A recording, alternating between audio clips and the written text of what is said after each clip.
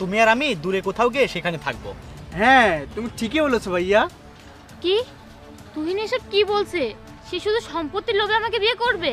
আমি এটা কখনোই হতে দেব না, এবং আমি তার জীবন থেকে দূরে চলে যাব।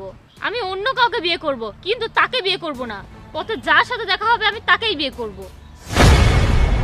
তখন আমি জানতে পারলাম যে তুমি আমার সম্পত্তির লোভে আমাকে বিয়ে করছো, সেজন্য আমি কাজ অফিস থেকে পালিয়ে এখানে এসেছি।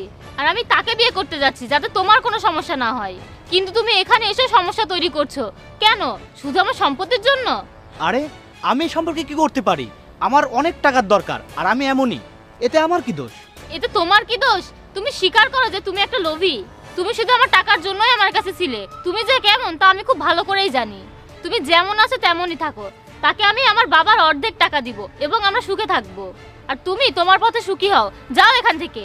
আমি এটা কাউকেই বলবো না, কিন্তু দয়া করে তুমি আমার জীবন থেকে চলে যাও আর আমাদের সুখী থাকতে দাও। সত্যি আমি আর তোমাকে আমার জীবনে মেনে নিতে পারবো না। প্লিজ তুমি চলে যাও।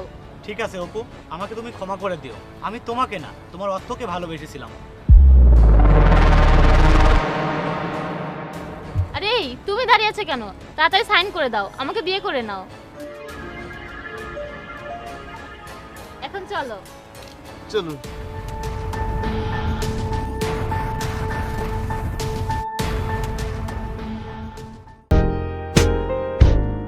In night's embrace, I feel your heartbeat. Every whisper calls my name so sweet.